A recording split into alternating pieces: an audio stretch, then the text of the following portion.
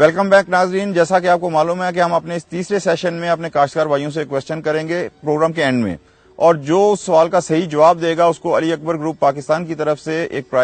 Gift دیا جائے گا، price دیا جائے گا، جو آپ کو معلوم ہے کہ ایگریکلچر کے حوالے سے بڑا اہم ہے۔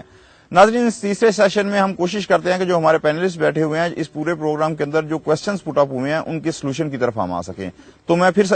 سب سے پہلے نقوی صاحب کی طرف آتا ہوں کہ نقوی صاحب، جو ہمارے کاشتکار بھائیوں نے بھی اور پروگرام کے پہلے سیشن میں بھی جو کوشچنز آئے، مسائل آئے، تو ان کے حوالے سے آپ کیا سولوشن تجویز کریں گے؟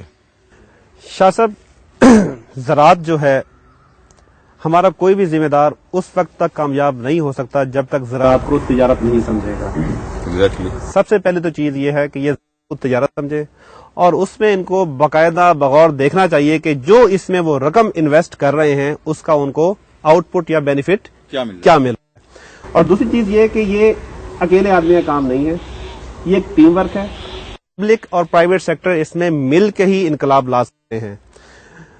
پبلک سیکٹر گورنمنٹ کے حوالے سے یہی ہے کہ نئی سے نئی ویرائٹیز، نئی ریسرچ، اور جس کا مطلب آپ نے دیکھا ہوگا کہ ہمارے ذمہ دار بھائیوں کا جو مین کنسرن ہے وہ سیڈ ویرائٹیز کے حوالے سے ہے، خاص طور پہ گندم میں، کہ ایسی ویرائٹیز آئیں جس میں پیداوار کا پوٹینشیل زیادہ ہو۔ اس کے بعد ذمہ دار بھائیوں سے میری یہی گزارش ہوگی کہ وہ جدید طریقہ کاشت کو اپنائیں، اور دنیا میں جہاں پر بھی ریسرچ ہو رہی ہے وہ ذمہ دار کے فائدے کے لیے ہو رہی ہے۔ اگر وہ ایک وقت میں اپنے تمام رقبے پہ اس کو اپلائی نہیں کر سکتے،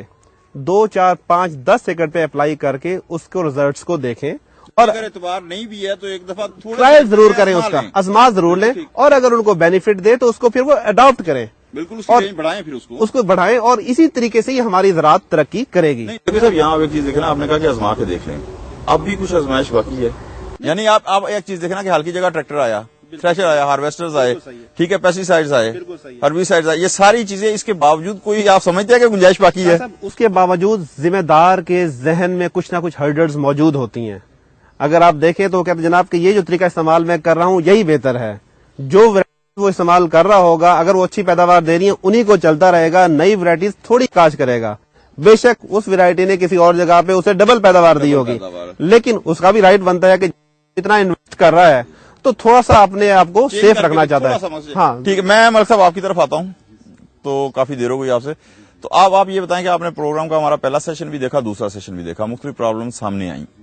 اس حوالے سے مثلا ایک بیج کا بڑا مسئلہ آیا سامنے، تو اب آپ یہ بتائیں کہ آپ کے نزدیک یہ جتنے مسائل ڈسکس ہوئے ہیں کیا سولوشن ہے؟ اس میں ایک تو یہاں عمران بھائی نے کوشچن کیا تھا اس کے پیداوار کے بارے میں، اس میں ان پٹس اور آؤٹ پٹ کا جب فرق آتا ہے تو ذمہ دار بھی ایک بزنس کر رہا ہے، کسان بھی، تو جب اس کو ایک ورائٹی سے جو ہے نا ایک فصل کے کاشت کرنے سے اس کا مارجن زیادہ بنتا ہے، دوسرے کے کاشت کرنے سے وہ کم ہے، تو وہ وہی کاشت کرے گا جس سے اس کو نیچرل سی بات ہے۔ دوسرا اس میں ایک چیز آئی ہے سیڈ کی ایگرانومی کے حوالے سے، تو ہماری جس میں ہمارے کسان کا نقصان ہو رہا ہے، اور اس کے علاوہ ہماری اکانومی کا جو ہے نا بہت سارا زر مبادلہ جس کی چیز کے اوپر ہمیں خرچ کرنا پڑ رہا ہے، کہ انڈر ٹرائل ورائٹیز جب کاشت کرتے ہیں تو جب وہ ورائٹیز فلاپ ہوتی ہیں، اصل میں وہ ورائٹیز فلاپ نہیں ہوتی، ایک تو ڈائریکٹلی اس سے اس کسان کا، اس فارمر کا نقصان ہوتا ہے، دوسرا اور یہ ایک اب جو ہے نا یہ چیزیں لارج سکیل پہ اوپر جو ہے نا یہ کاشت ہو رہی ہیں، تو موسٹلی جب وہ چیزیں فلاپ ہوتی ہیں اس سے ایک تو فارمر ہوتا ہے، فارمر کے ساتھ ساتھ ہماری ملکی اکانومی جو ہے نا اس سال وہ کراپ 75% فارن ایکسچینج جو ہے اس کا جو سورس ہے وہ ایگریکلچر ہے، زراعت کا شعبہ ہے پاکستان کے اندر، اس کے باوجود اور دوسرا سر جو ہمارا کھاد کا سٹائل چل رہا ہے وہ 80 کی دہائی میں جب یہاں فرٹیلائزر کا استعمال شروع ہوا ہے تو وہ یوریا اور فاسفورس کا شروع ہوا ہے، تو ابھی تک موسٹلی جو ہے نا وہی شروع ہو رہا ہے، وہی چل رہا ہے پیٹرن۔